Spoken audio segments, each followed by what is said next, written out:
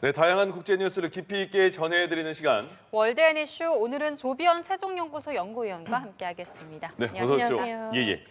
조금 전에 저희도 전해드렸는데 캄보디아 범죄단지에서 고문을 받고 숨진 우리 한국인 대학생. 네.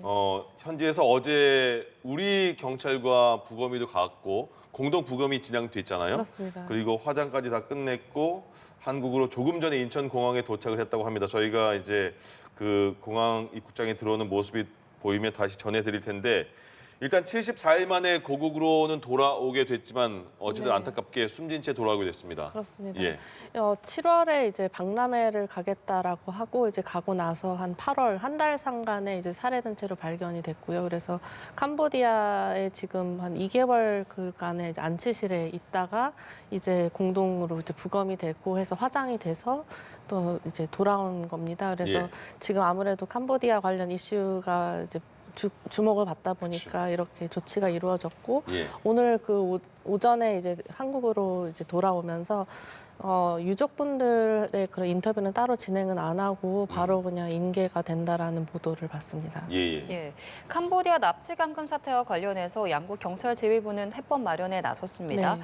우선 양측이 24시간 직통 전화를 운영하고 공동 조사에도 나서기로 했다고 네. 하는데 이거에 대해서 캄보디아 쪽에서는 어떻게 생각하는지 좀 궁금해요. 네, 쭉 이제 캄보디아 그 매체들을 좀 둘러봤는데요. 예. 근데 일단 이 관련 사안에 대한 보도의 양은 사실 한국이 더 많습니다. 이렇게 자세한 보도가 이제 당연히 뭐 김진아 차관, 이 차관의 방문 뭐 이런 것들이 쭉 나왔지만 이제 한국에 이제 훨씬 더 보도가 많이 되는 상황이긴 합니다. 예. 그리고 굉장히 흥미로운 점이 이제 캄보디아에서 주로 보도하고 있는 내용들을 보면 이제 한국 정부가 이런 조치를 하고 있다. 그러니까 한국 정부에 의한 활동들을 많이 보도를 하고 있는데 가장 좀 눈에 띄었던 부분이 저희 이제 한국의 보도 자료를 보면은 이 64명이 송환됐다라고 이제 송환이란 단어를 쓰고 있는데 네. 캄보디아 매체에서는 이제 64명을 추방했다라고 이렇게 표현을 하고 있습니다. 그래서 그 다른 기사들도 보면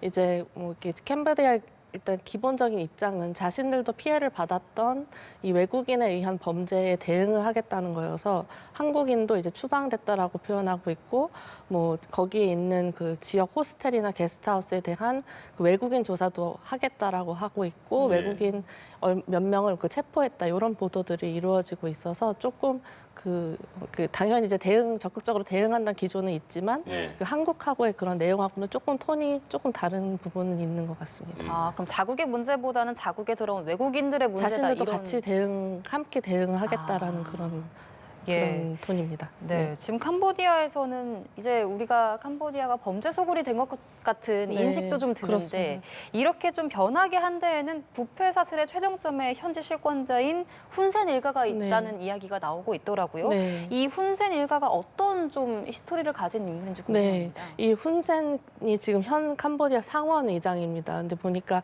32살, 그 최연소로 1985년에 총리가 됐고 그때부터 지금까지 그 2023년에 자기 차남한테 그 총리직을 넘겨주기까지 한 40년을 이제 장악을 했던 네. 것입니다. 그래서 아무래도 이제 권력이 장기화되는 과정에서 여러 가지 영향력에 대한 보도들은 많이 있었습니다. 예를 들어서 그 집권 캄보디아 인민당의 4선 상원의원인 코간이라는 분이 있는데 이 사람의 코간이란 이 훈센의 그림자라는 보도가 굉장히 많이 있었습니다. 예를 들어서 캄보디아하고 베트남의 그 접경 지역에 있는 그 카지노 같은 상업들을 장악을 하고 있는데요. 근데 최근에 이제 훈센하고 지금 스캠하고의 연계성이 보도되는 이유는 이제 캄보디아에 지금 90년대부터 이제 많이 확산된 카지노 산업이 그 코로나19 그 팬데믹을 거치면서 이제 관광객이 쭉 줄어들 때 이 카지노 상업자들이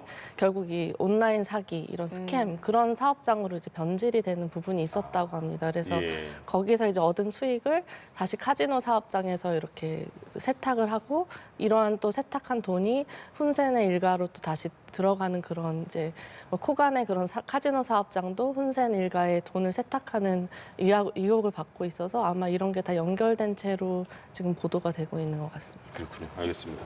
저희가 그 숨진 대학생 유해가 들어오는 모습이 보이면 인천공항 다시 연결해 보겠습니다. 그리고 그 일본 첫 여성 총리가 탄생하느냐 네, 마느냐, 네. 자민당 네. 총재가 총리 못 되는 거 아니야? 이런 얘기도 나왔었는데 네.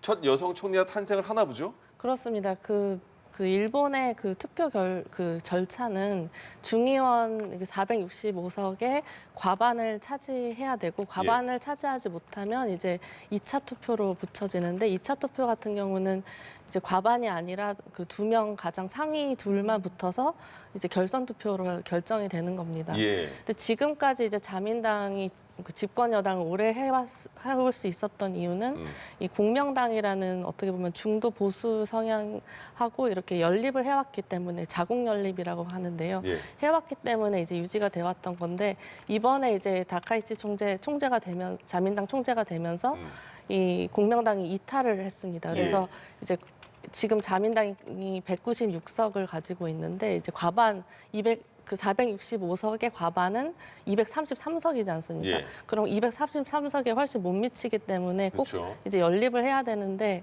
좀 불투명하다가 이번에 이제 유신회 35석을 가진 유신회하고 예. 저기 표계가 나오네요.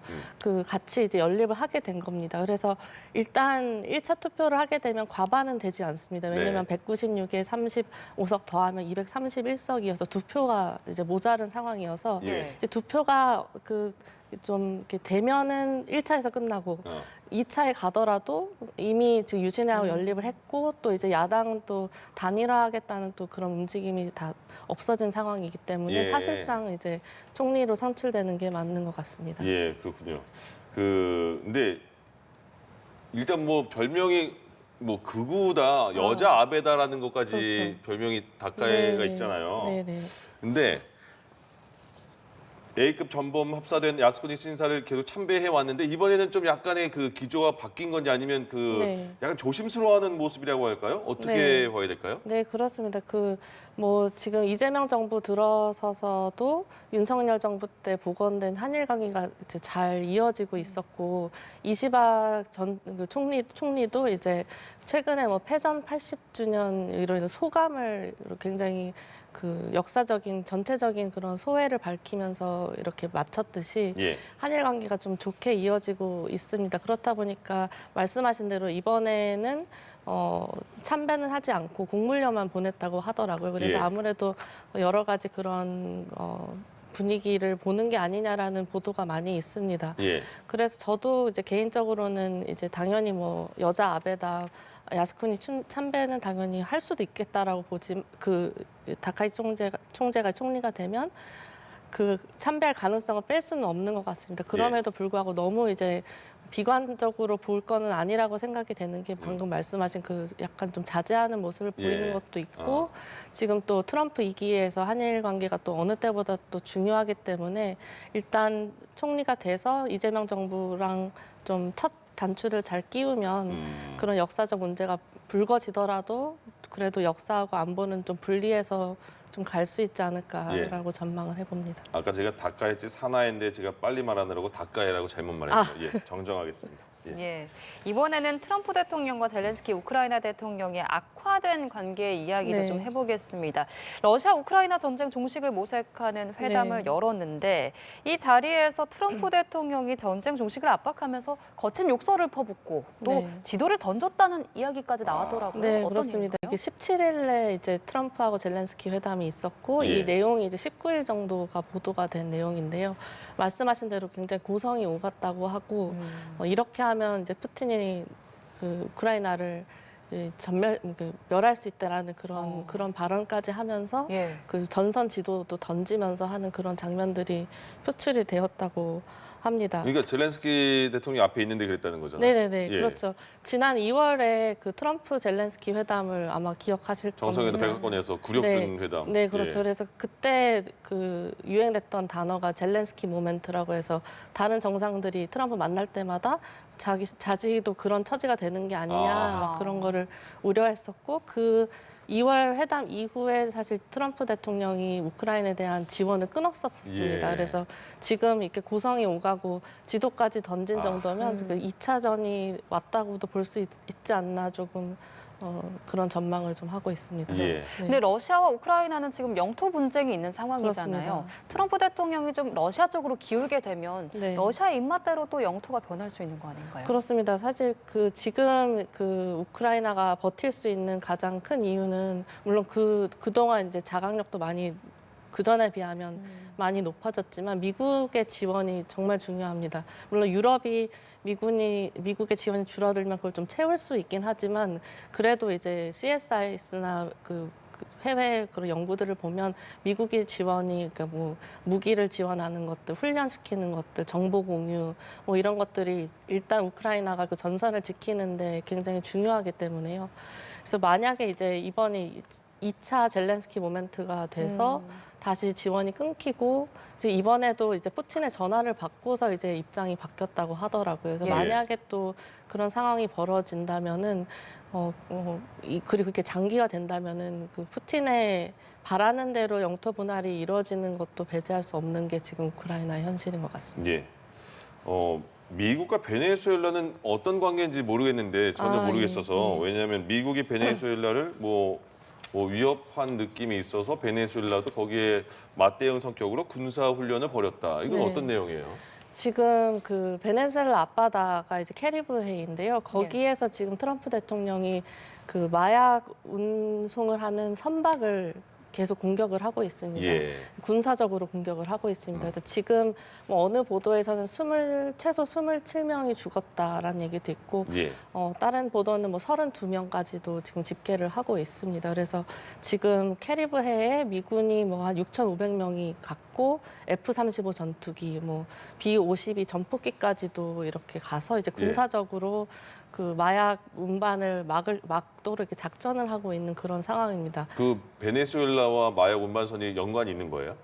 그렇다고 지금 이제 트럼프의 그 입장은 이제 그 베네수엘라뿐만이 아니라 거기에 있는 뭐 콜롬비아나 다른 국가들한테도 이런 마약에 대한 단속을 위해서 이렇게 압박을 하고 있는 상황이고요. 예. 그래서 이제 베네수엘라 대통령이 이제 그래도 군사적으로 폭침을 받은 거기 때문에 격침을 받은 거기 때문에 이제 군사훈련 하겠다, 동업련 하겠다, 뭐 국방장관 같은 경우는 미국하고의 그런 군사적인 최악의 상황도 가정해야 된다라고 얘기를 하고 있습니다. 예. 다만 이제 아무래도 군사력 차이가 워낙 그쵸. 큰 국가이다 보니까 지금 트럼프 대통령은 사실은 마두라 대통령을 베네수엘라 대통령으로 축출하기 위한 뭐 그런 이렇게 정치적인 목적도 있다라고 하고 그렇기 때문에 이 대통령은 베네수엘라 대통령은 이제 국민의 그 지지를 결집하기 위해서라도 좀 군사훈련이나 이런 것들을 좀 세게 나가는군요. 얘기하는 그런 양상이라고 하고 예, 있습니다. 알겠습니다. 이번에는 영국으로 가보겠습니다. 네. 저희가 지금 전해드린 소식들만 봐도 세계 각지에서 긴장 상황이 조금 생겨나고 있는 것 같은데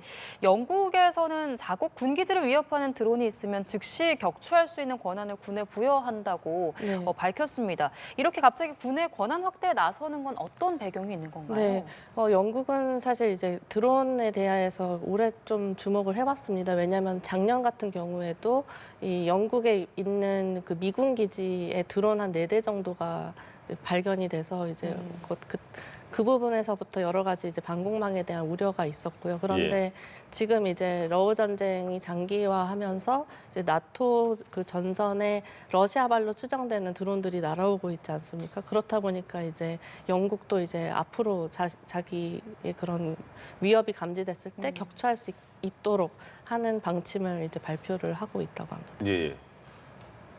루브르 박물관 가보셨어요? 네, 가봤습니다. 아우 예. 네. 거기서 도둑 맞았대요. 그렇습니다. 예. 왜 이렇게 그냥 그 세계적인 박물관이 그렇게 10분도 안 된 상황에서 그 보안이 이렇게 허술할 수 있을까 이런 생각도 들더라고요. 맞아요. 저는 진짜 지금까지 제가 본 영화가 다 틀렸다고 생각이 됐습니다. 왜냐하면 그래요? 영화에서 보통 복면에 밤에 이렇게 뭐 밧줄을 타거나 뭐 이런 송풍구 타고 들어가서 네. 이렇게 예. 차량을 타고 도주하지 않습니까? 근데 이번에 그 사안을 보니까 아예 개장한 바로 그 아침 시간 9시 반 정도에 사다리 차를 사다리차 타고 대고 이삿짐 옮기는 것처럼 이렇게 올라가서 또 그 자동 그 절단기로 그걸 해서 그리고 그냥 스쿠터도 아니고 전동 스쿠터를 타고 10분 만에 이걸 예. 다 해서 돌아갔다고 하더라고요. 그래서 누가 봐도 굉장히- 특별한 기술이 아니에요. 네, 예. 그래서 굉장히 저 생각했던 또 그 앞에는 또 경찰서도 바로 인근에 위치하고 예. 있어가지고 예. 그래서 더더욱 물론 여기에 이제 도난당한 9점에 대한 그런 부분도 있지만 이러한 시기와 수법 이런 게 좀 충격을 좀 주는 그쵸. 그런 부분인 예. 것 같습니다. 예, 이거 말씀하신 것처럼 영화에서는 이렇게 뭐 레이저로 막 그렇죠. 돼 있어가지고 그걸 피해서 막 해야 돼서 다 침투해서 걸리는데 이렇게 예. 하는 건데 그 보석들이 지금 다 훔쳐 네. 그러니까 없어진 거잖아요. 그렇습니다. 찾을 수 있을지도 모르겠네요. 네, 그거. 하나는 이제 가는 길에 떨어뜨렸지만 그러게요. 이제 파손이 돼가지고 예. 그렇지만 네, 일단은 도주를 하고 있다 하면 4인조. 그러니까 보석류도 뭐 한두 개 훔쳐진 게 아니잖아요. 아마 9개 정도 이렇게 네네네 훔쳐졌다는데. 맞습니다. 그 프랑스 왕실 그 보석들이 모여 있는 그 관에 이제 침투를 한 거였고 예. 거기에서 이제 9점을 다 가져오다 그러니까 이제 이게 하나가 떨어진 그런. 도대체 이걸 가격으로 어떻게 매길 수 있냐 이거죠 일단. 그렇죠, 그렇죠. 가격으로도 지금 네, 그렇습니다. 헤아릴 수 없는 거잖아요. 그렇습니다. 이게 예. 워낙 그 국가 유물이기 때문에 이게 이제 9점 상당히 굉장히 큰 규모이고 예. 아예 그 관 자체에 대한 침투가 이루어진 것이기 때문에 네. 그 피해가 좀 빨리 잡아야 되는 그런 상황. 정말 세계적으로 많은 관광객들이 찾는 그렇습니다. 박물관인데 네. 보안이 생각보다 상당히 허술했던 것 같습니다. 그런 것 같습니다. 9시 반 이렇게 개장했을 때 이제 예. 사람들 줄 많이 서가지고 들어오기 시작하는 네. 그 시점이었고 예. 오히려 그거를 틈타고 아마 계산이 좀 어수선한 그런 부분이었을 수도 있을 것 같은데 아무튼 그래서 이제 줄 서서 들어왔던 방문객들은 다시 이제 나가야 했다고 그러니까요. 합니다. 예. 루브르 박물관이 많이 실망을 시켰습니다. 예. 예, 알겠습니다. 알겠습니다. 월드앤이슈 조비현 세종연구소 연구위원과 오늘 이야기 함께 나눠봤습니다. 오늘 말씀 고맙습니다. 감사합니다.